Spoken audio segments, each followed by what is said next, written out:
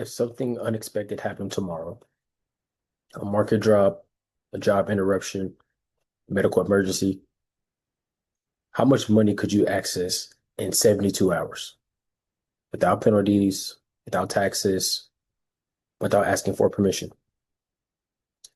Not your net worth, not what your statement says. What could you actually use?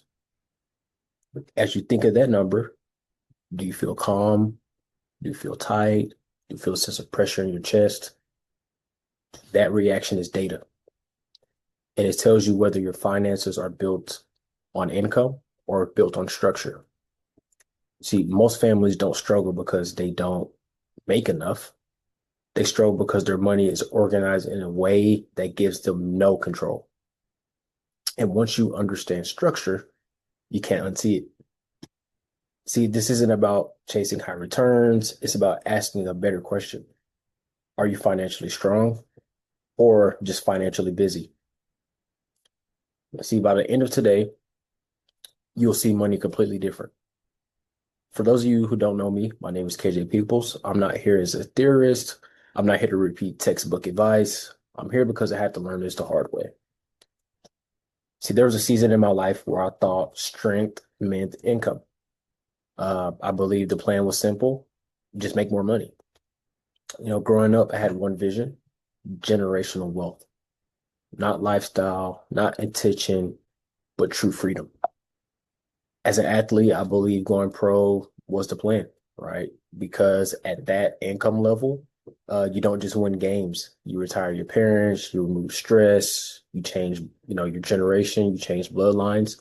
And when that window started to close, I felt like that blueprint disappeared, right? I wasn't broke.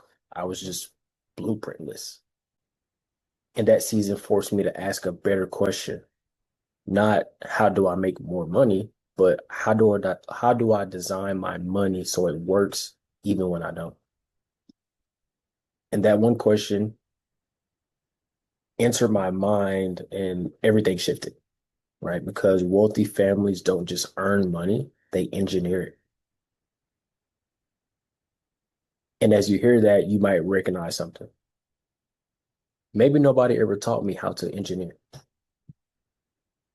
And when you realize that, it's not frustrating, it's freeing, so much relief because the problem was ignorance. And education is something that is learnable. Because once you understand that wealth is engineered, you stop worshiping income and you start examining structure. And that realization led me to something that most people never question. Income does not equal security. There are people making six figures, living fragile lives, and there are people making less than that, sleeping very peaceful at night. Why? Structured. Because income is motion, structure is stability. If your money is locked, you feel trapped. If it's exposed, you feel anxious. If it's procrastinated on taxes, right, you feel uncertain. And when money creates stress instead of stability, it's not money's fault. It's just the architecture of it all. And once you start seeing architecture, you begin noticing where yours is weak. And when you see a weak structure, you don't panic, you just redesign it. So if you're watching this, let me ask you something. If your income doubled tomorrow, but your structure stayed the exact same, you kept the same habits, whatever you're doing right now, would your stress really change?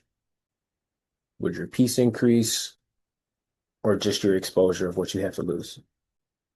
Now I want you to notice your answer. Don't overthink it, just notice it. Because that answer tells you whether you need more income or a better design. See, once you realize you need better design, the next question is, where did my current design even come from? Who taught me this structure? And that's when you start tracing it back. Most of us were handed the same exact instructions. We were told, go to school, get a job, contribute to a 401k, pay off debt, hope the market grows. And for a lot of people, that's the entire financial education that you get. But let's be honest, that's not a strategy. That's just a sequence. And a sequence is not the same as a design. Now, let me be very clear. I'm not here to disrespect anybody's hustle. I respect discipline. I respect consistency. What I don't respect is an incomplete blueprint because no one ever sat down with most of us and explained how taxes really work, how volatility really impacts time, how liquidity changes your behavior. You weren't given a blueprint. You were just handed a script. And scripts work until they don't. And when you realize you were handed a script instead of a blueprint, you start asking what was missing. What part of the design was never explained? And one of the biggest pieces is liquidity. So let's talk liquidity because liquidity is power, right? Not net worth, not projected returns, but access, right? If you need money and you have to ask permission, wait for a certain age, or take a penalty, you don't fully control that money. You have conditional access, and conditional access is not ownership. It's delayed control. Now, this is important. Future you deserves stability, but present you deserves flexibility. And when all your money lives in future you accounts, present you becomes fragile. I mean, be honest with yourself. How much of your money is trapped in future you accounts? Don't answer out loud. Just calculate. And there's the deeper question. What if future you never needs all of it, but present you does? Or what if life interrupts the timeline? Liquidity doesn't mean recklessness. It means readiness. And ready people move differently because readiness isn't about just opportunities. It's about interruption. Liquidity prepares you for access, but structure prepares you for impact. And this is the part most people avoid, not because it's complicated, but because honestly, it's uncomfortable. What happens if the market drops hard? And it's not just some random year. It's the exact year you need the money. Not 5 years before retirement, not years after, that year when you need the money. Here's the mindset shift. The market doesn't care what year you plan to retire. It doesn't care when your kids go to college. It doesn't care about your timeline. It doesn't even know if your timeline exists, honestly. So your structure has to know your timeline, right? Because volatility doesn't just take money, it takes time. And time is one asset that cannot compound back. Now imagine two people, same age, same income, same retirement target. One experiences a 30% drop 3 years before retirement. The other one doesn't. That's not a discipline difference. That's a sequence difference. And sequence risk doesn't ask permission. It just shows up. So the real question becomes, are you structured for average returns or are you structured for bad timing? Because disciplined families don't just plan for growth, they design for disruption. Because here's what volatility really does. It doesn't just delay retirement, it forces a reset. And resets are what quietly keep families stuck. They build, life happens, they drain it, they restart, they build, interrupt, drain, restart. And after enough cycles, they stop believing that you can actually even get ahead. And not because you're lazy, not because you're undisciplined, but because your nervous system is tired of restarting. And I want to stretch you for a second, right? A lot of people don't have a savings problem. They have a reset problem. Because saving without structure is just delayed vulnerability. And when life hits, and life is always going to hit, money leaves the wrong place.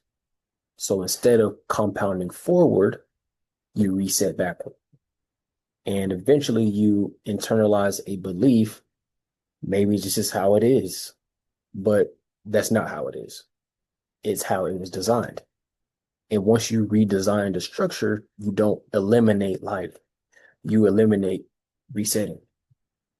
And once you realize the reset isn't random, it's just structural, and you have two choices. You can stay frustrated or understand the rules that's governing the structure, right? Because frustration without understanding doesn't create change. Structure does. So let's talk about the rules, not opinions, not trends, rules. Because money follows laws, whether we understand them or not. And once you understand the laws, you stop reacting emotionally and you start positioning strategically. See, there are three financial realities that governs everybody's money, no matter your income, your background, your portfolio. You can't ignore them, but you cannot escape them.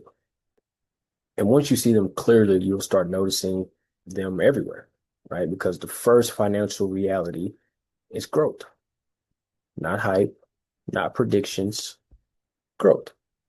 And growth follows a specific law. So let's start with growth, a simple concept called the rule of 72. It's not complicated, it's just powerful, right? So you divide 72 by your rate of return, and it tells you roughly how long it takes for your money to double, right? You're earning 1% in a savings account, 72 divided by 1 is 72. It would take 72 years for your money to double. 72 years. You only get one 72-year lifetime span, and that's longer than most careers. Now, here's the quiet part most people ignore. Inflation historically averages around 3 to 4%. So while your money is doubling every 72 years, its purchasing power is shrinking every single year. That's not growth, that is erosion. And erosion is silent. You don't feel it until you do. Now, on the other side of that, at 4%, money doubles every 18 years, at 6% every 12 years, at 12% every 6 years. You guys get the math. Higher rate, faster compounding. And as you hear those numbers, you might start realizing how much time really matters, because compounding isn't just about return, it's about the speed and the velocity. But here's the part most people miss as well. The rule of 72 doesn't just work for you. It can actually work against you. If a credit card is charging 20% interest, 72 divided by 20 is 3.6. So your debt is doubling every 3.6 years. Think about that. Money compounding in your favor builds leverage. Money compounding against you builds pressure. See the difference between the two? When money compounds in your favor, you build wealth. When it compounds against you, you fund someone else's wealth. Most households aren't lazy. They're just compounding in the wrong direction. And compounding is neutral. It rewards structure. It punishes ignorance. So the question isn't, can I earn more money? It's, is compounding working for me or against me? Because once you understand compounding truly, you stop chasing high returns blindly, and you start asking, how do I put compounding on my side safely? And that leads us into volatility, because growth without protection is just accelerated risk. Because compounding doesn't just exist in theory, it lives inside specific containers. And the type of container you choose determines how compounding is going to behave. So there are three fundamental ways money grows. There's fixed, there's variable, there's indexed. Each has its own purpose. None are evil, none are perfect. Structure just determines the placement. Fixed. So fixed is predictable. It's your savings account, CDs, money market accounts. It's safe, it's liquid, but low growth. It's good for emergencies. It's not designed for long-term wealth acceleration. And once you understand that, you stop expecting urgency tools to do retirement jobs. Now, variable means directly tied to the market. So these are things like 401ks, IRAs, brokerage accounts. When the market rises, you rise. When it falls, you fall. Variable literally means subject to change, um, not consistent, things of that nature.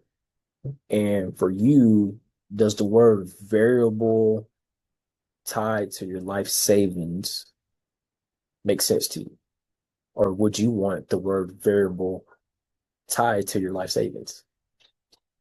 Not like your side account, not just, the money you don't care about, speculation account, your life savings. Now, this isn't fear, this is just math. If you lose 50%, you need 100% to recover. And that's not dramatic, that's just math. And volatility feels different at 25 years old than it does at 55 years old. At 25, time is your best friend. You got time. At 55, time is your constraint. Now, is variable bad? No. The real question is just how much volatility can your timeline tolerate? So what's the third category? Indexed. See, index strategies are designed differently. They allow participation in market gains without direct market loss to the principal. So if the market goes up 8%, you earn 8%, depending on the design of that account. If the market drops, you don't lose principal due to market loss. Now, the honest part of this is not unlimited upside. There are caps, participation rates, spreads, different trade-offs. You give up some upside to eliminate the downside.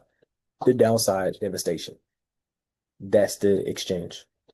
Not like a magic trick, not hype, just pure structure. And once you understand that exchange, you stop asking what is the highest return I can get, and you start asking what is the best balance across these three different ways my money can grow.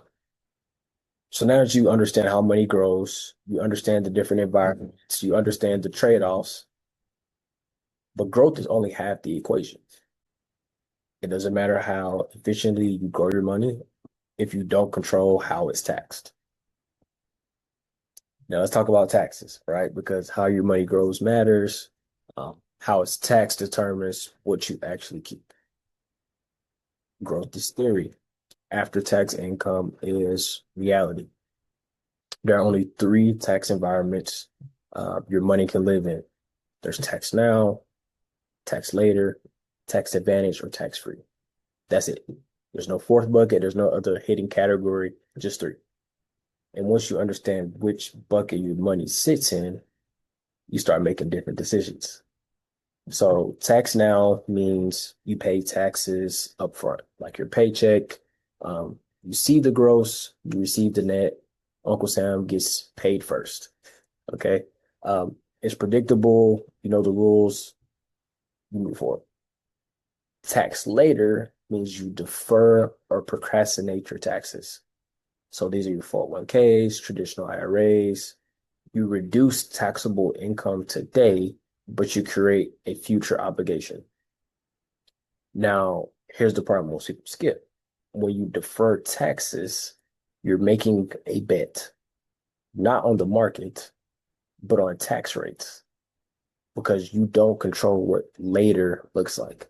And historically, tax rates have been significantly higher than they are today, right? That's not fear, that's just history. So when you defer taxes, you're betting that future tax rates will cooperate. And disciplined families don't like betting on things they have no control over. Now, the third category, tax-free or tax advantage, um, this doesn't mean no taxes ever, right? It means you pay taxes on the seed, not the harvest. So you grow the money tax efficiently. You access it under the right codes, you transfer it intentionally. I mean, would you rather pay taxes on the entire crop or just the little seed? And your answer to that question is going to change how you see retirement. And I want to clarify something, right? 401ks were never designed as the perfect retirement solution for the average American. They were designed to help corporations shift pension liability and defer compensation. Now, that doesn't make them bad, it just makes them incomplete.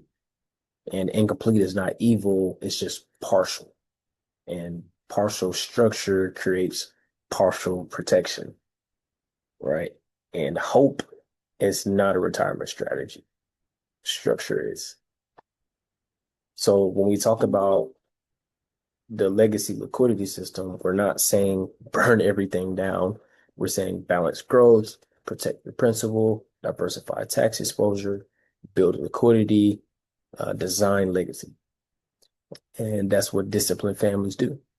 And once you understand how compounding works, how growth vehicles defer, how taxation impacts the outcome, you stop asking what's the hottest investment on the market or what is the hottest investment in general. You start asking, how is my money structured?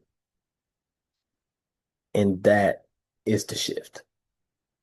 Now that we understand how money grows, how it's taxed, I want to elevate this conversation a little bit because disciplined wealth builders don't start with what should I invest in?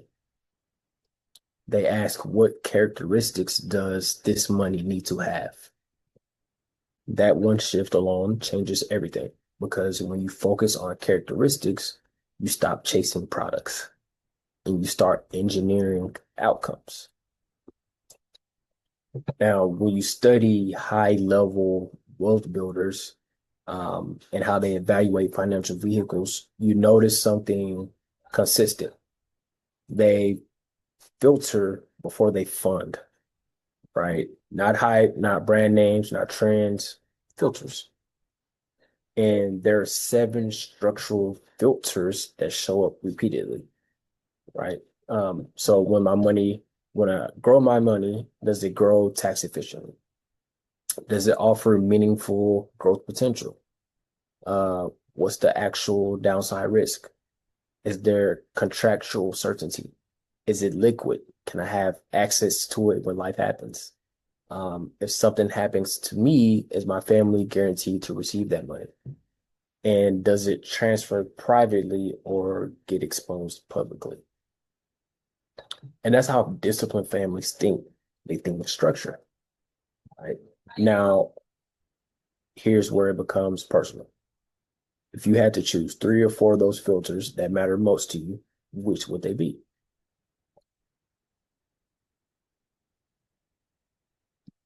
Most people say protection, liquidity, tax efficiency, legacy, and notice something here. Very few people say maximum volatility. Now, here's the uncomfortable question. What do you currently own that checks those boxes at the same time? Because this is where awareness shifts, not emotionally, structurally. When you stop chasing more and start building better, everything changes. Because more income without structure is just amplified fragility. It's just fragile, right? But better design creates quiet strength. Now, I want you guys to hear me carefully. If this is clicking for you, I want you to really hear this. You're not behind. You just were never shown the correct blueprint. And there's a difference. Behind implied failure, blueprintless it implies missing instruction. You were just never given the instruction. And missing instruction is fixable. We can fix that. And most people are taught how to earn. Very few people are taught how to engineer. And once you see the difference, you can't unsee it. That's not hype. That's awareness. And awareness creates options. And once awareness creates options, the next step is really simple. You just need structure, not motivation, not inspiration, structure. Because clarity without structure still leaves you exposed. And that's where this comes in. This. is the system, not a product, not a trend, a structure. 5 pillars that directly solve the problems that we just exposed. Liquidity gaps, market exposure, tax uncertainty, reset cycles, legacy breakdown. This isn't just theory, this is structure. And structure is going to change your behavior because when your money is built correctly, you stop reacting out of emotion and you start moving with intention. The legacy liquidity system isn't about chasing returns. It's about building resilience. It's about control. It's about alignment. And once you see how these 5 pillars all work together, you understand why so many families feel stuck without them. So let me break them down.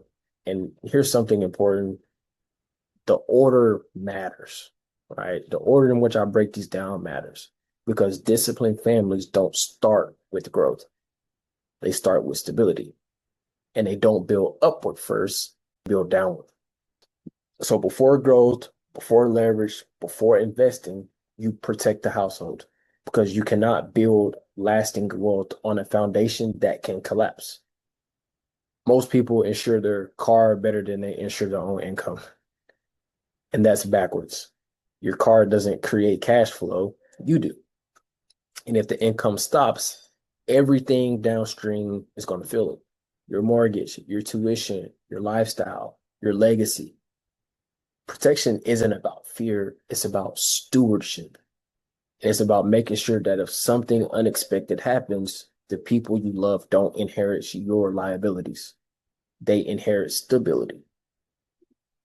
See, life insurance isn't about death, it's about protecting income, protecting children, protecting peace.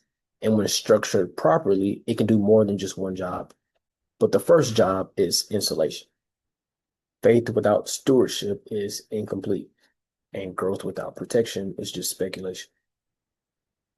Disciplined families don't gamble with their foundation, they secure it and they build. So they secure it and then they build. Once the foundation is protected, we move to power because protection creates safety, but liquidity creates flexibility.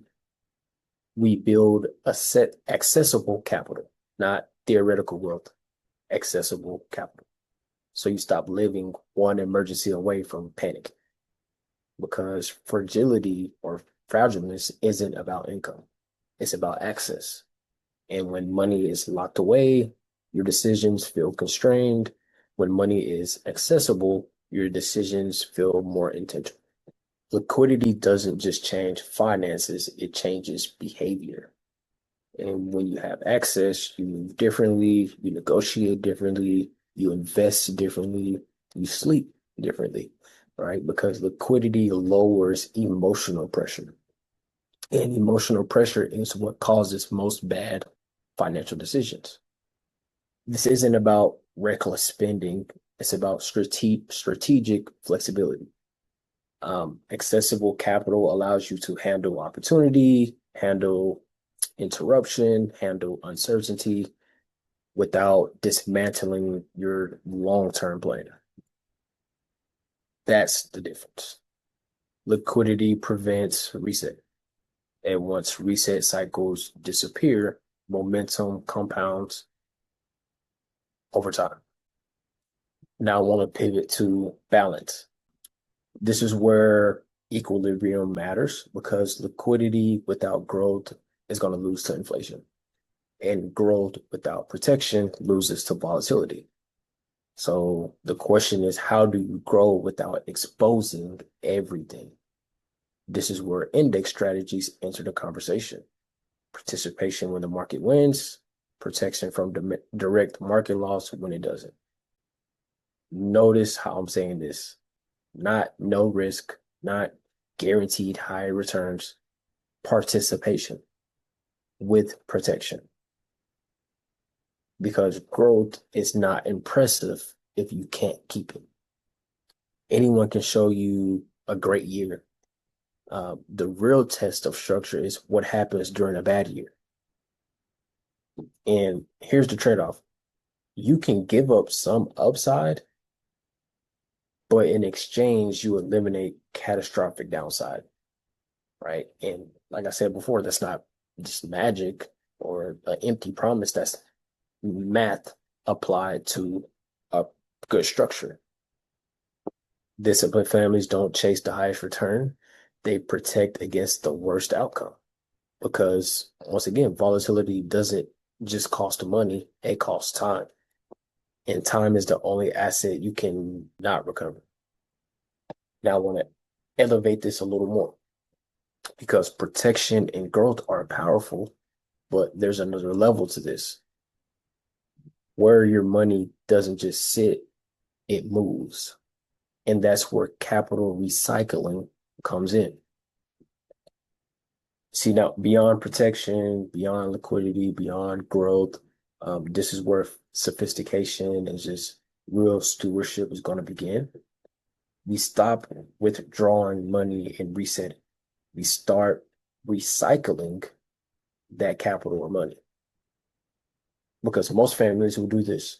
They save, they withdraw the money, they drain the account, they restart. That is linear money. Now, institutions don't operate in a linear manner. They operate in cycles. The wealthy don't just save. They build systems where dollars or money can work more than one time. Not by creating money, but repositioning it using structures that allow access without liquidation of the account, leverage without dismantling or disrupting the long-term growth. All capital recycling means, in simple words, is your money keeps compounding even while it's being used strategically. That's exactly what banks do. That's exactly what corporations do. They don't interrupt compounding every time they need access to their capital. They just design around it. This isn't about, debt traps. It's about controlled leverage. It's about using liquidity with intention.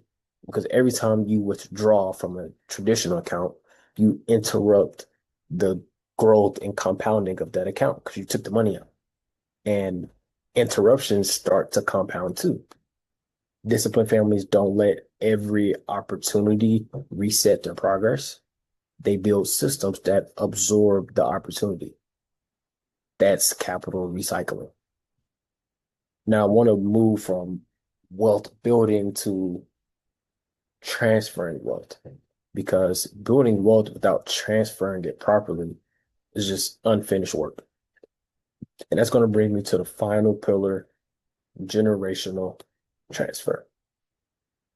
Because building wealth is one thing, transferring it properly is another. We build a legacy so our children start ahead and not start over.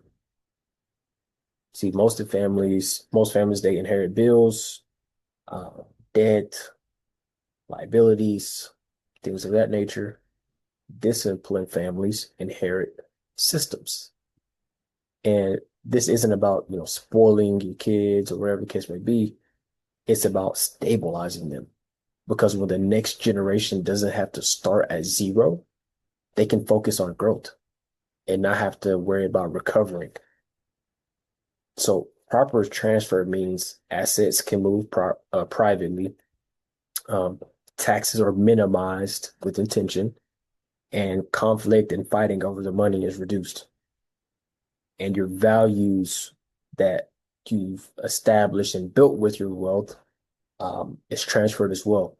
Because legacy isn't just money, it's structure passed forward, right? If you build wealth, but all you do is leave chaos behind, you didn't finish the design, you didn't finish your work.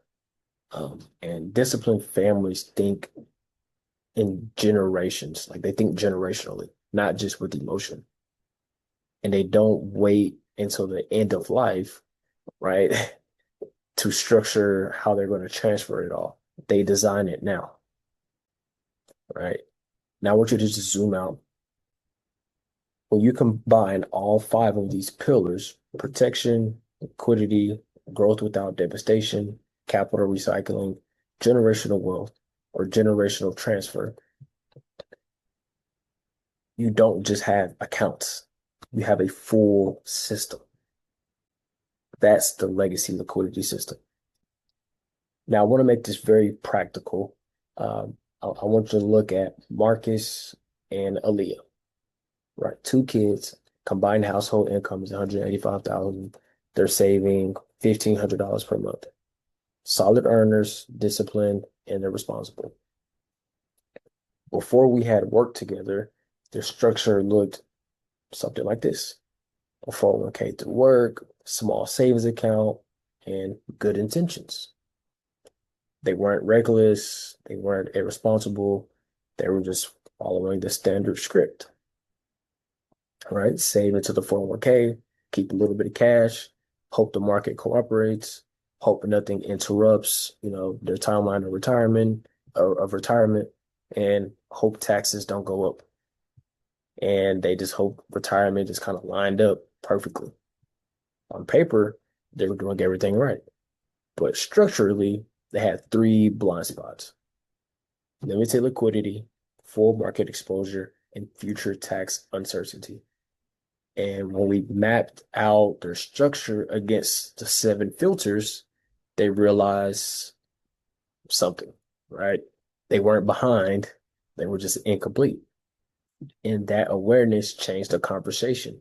So instead of chasing high returns, we redesigned their structure, not dramatically or anything like that, just strategically. And this is exactly what we did, right? We took the money that they were already saving, right, or investing, and we diversified it out, right? So they still put $800 towards the 401k. They were still investing in the market, right?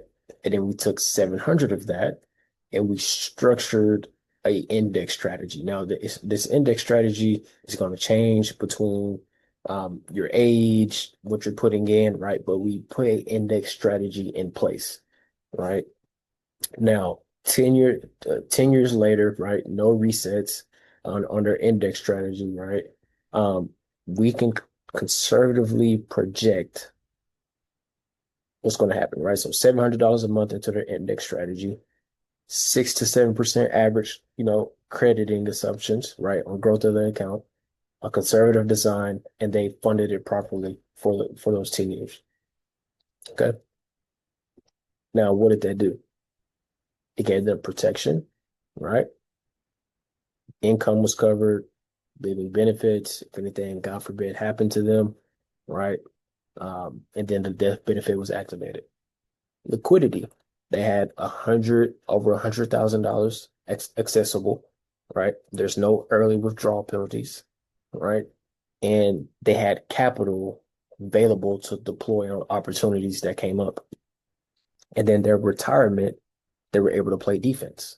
So they had an index bucket, right, to protect them from market loss, right? Um, so whenever the market was volatile, it was down, right? They could absorb that because a portion of their money was protected from it, right? And then tax diversification. They had some in the tax later bucket and they had some in the tax-free bucket. So now their money is spread out and not just concentrated in one area. That's what we were able to do for them. That's what I was able to do for them, with my team. Now, I want to clarify something. This isn't a get rich quick. This isn't, market timing. This isn't, replace everything, right? This isn't about abandoning what you already have. It's just evaluating what you have already. Now, this isn't about chasing trends. It's about understanding literally how is your money structured right now. Because once again, disciplined families don't just swing wildly, right? They rebalance with intention. Um, this is what adults do with money. They structure it. They protect it. They position it. They diversify tax exposure. They build flexibility, and they plan transfer.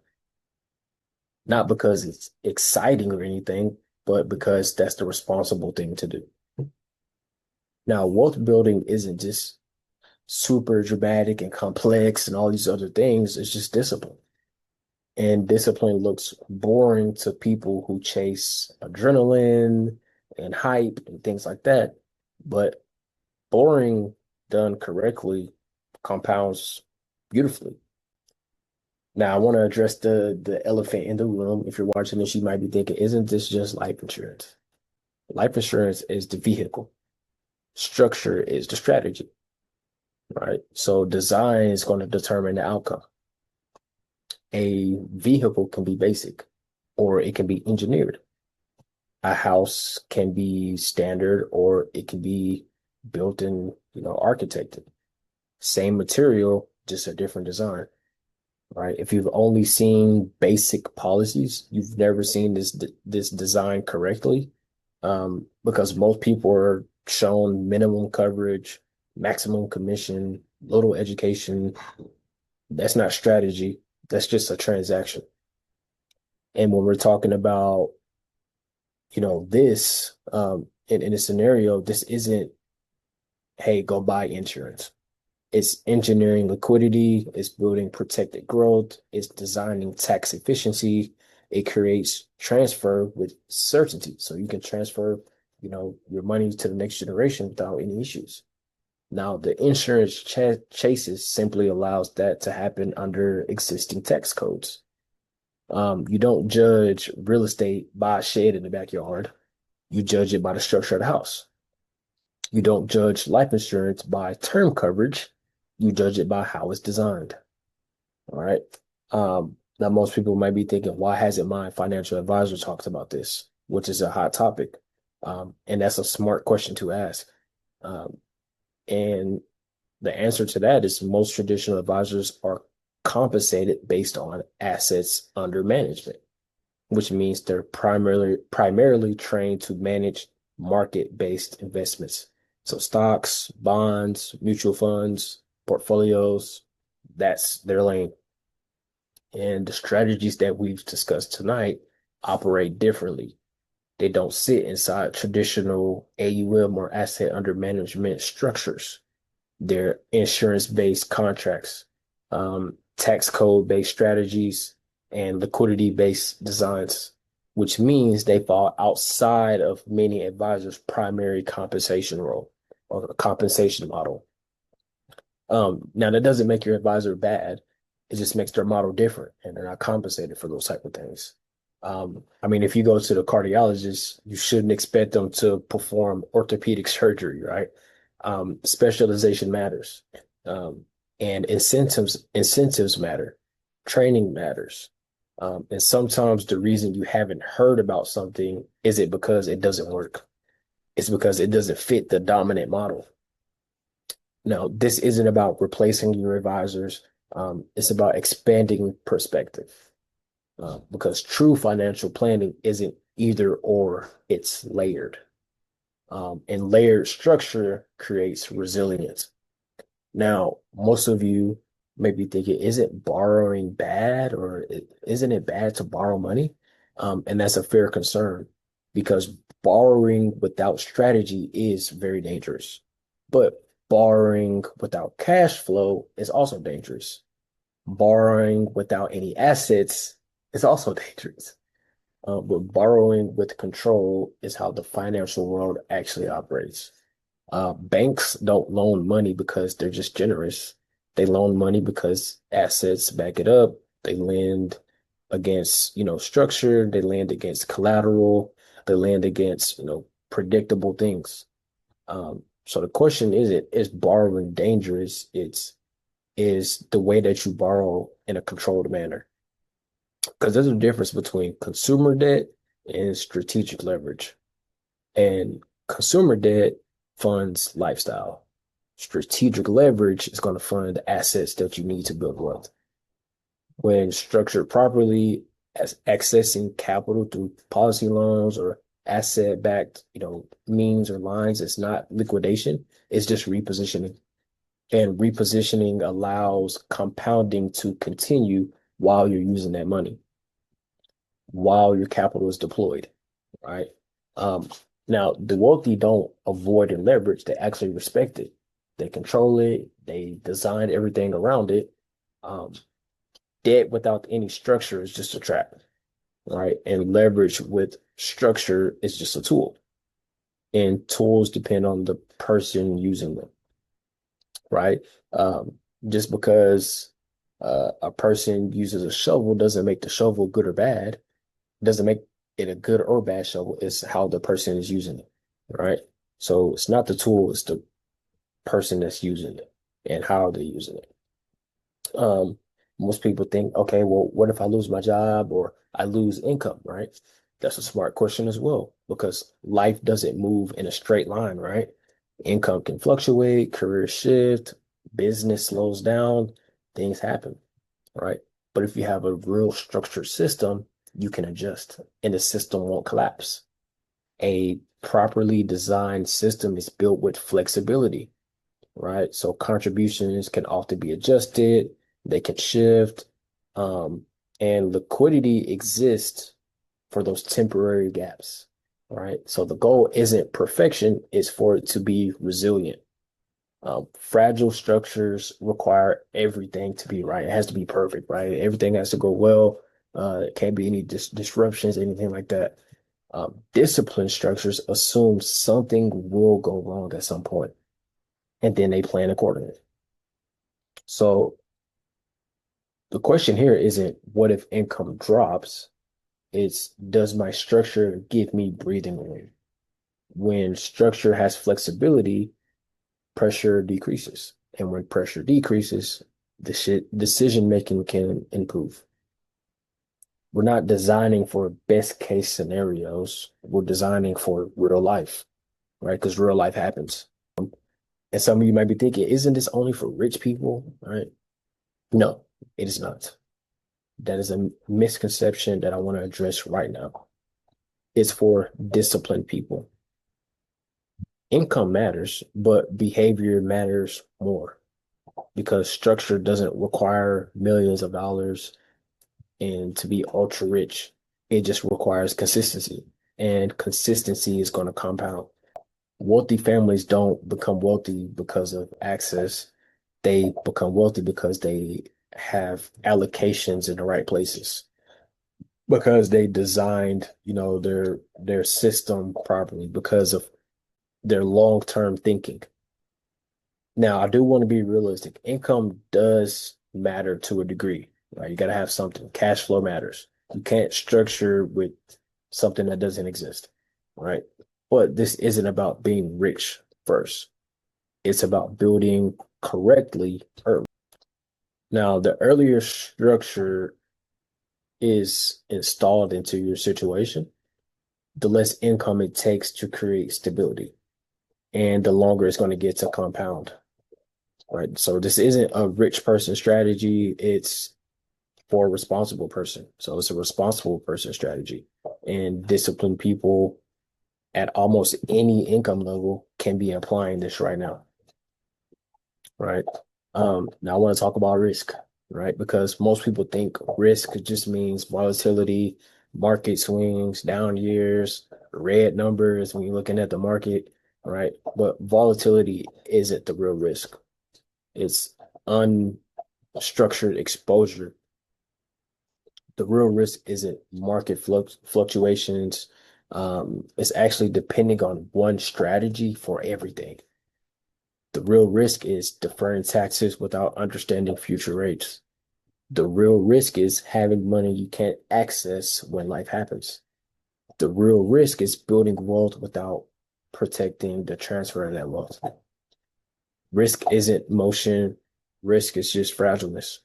And fragileness doesn't show up on a statement, right, from your bank or whatever the case may be. It shows up during stressful times when income is going to shift, when the market does drop, when your health changes, when the timing of everything doesn't line up with how you planned it to be. And that's going to be when your structure of your money gets tested. And disciplined families don't eliminate risk, they just redistribute it. They balance it and they structure around knowing that there will be some risk. and things aren't going to go 100% perfect because the absence of volatility is not safety. Resilience is. So the real risk is assuming what worked yesterday or 5 years ago or 10 years ago will protect tomorrow. Now, who is this really for, right? Because this structure isn't for everybody. This is for you if you earn consistently, you save at least 10% of your income, you value protection as much as growth, you want to design and structure your money and not just guess, right? This is for people who don't need to be convinced to build wealth, um, but want to build it correctly. This is for disciplined earners, business owners, professionals, families who are already doing okay, but no okay isn't, optimized. They feel like they can do a little bit better. Um, this is not this is not for people looking for shortcuts, people chasing hype, people who want returns without any responsibility. Structure is going to require consistency, and consistency is what compounds. And you might be thinking, man, this is a lot, right? This is a lot of stuff. And it is, right? Because real structure of money isn't just surface level, right? And before we talk next steps, I want to put some things into perspective. The level of structural mapping we just walked through today is typically reserved for private advisory relationships, right? Families often pay thousands of dollars annually for this depth of analysis and design. And today, you just received the framework for free because I believe education should be accessible, and implementation is going to require commitment. Okay, so if this resonated with you, if you see where your structure may be incomplete, if you value design over just guessing, the next step is to apply for legacy liquidity blueprint session. This is not a sales call, it's a structural review. In that session, we will map your current structure, identify, alignment gaps, stress test your retirement exposure, evaluate your tax positioning, design, protection layers, and build a liquidity roadmap specific to your unique situation, right? And from that meeting, you will leave with clarity whether we work together or not, because disciplined families don't delay alignment, they evaluate it.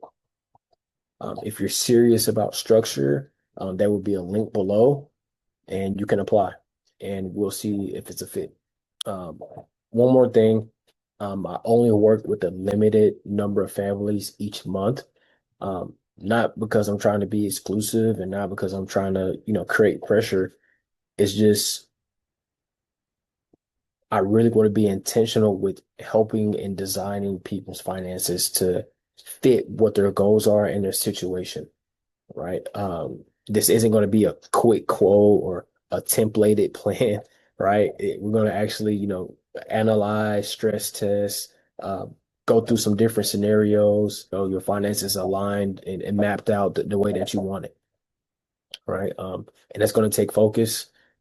So I keep it limited, meetings per month intentionally because disciplined work is going to require, massive attention and focus. If you're serious about, building things correctly, you can go ahead and apply.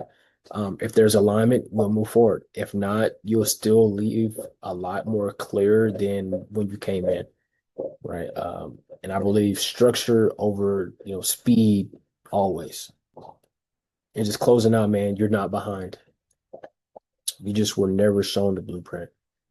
And once you see structure, you can't go back to just guessing, right? Discipline is what builds dynasties. The link is below. When you're ready, apply.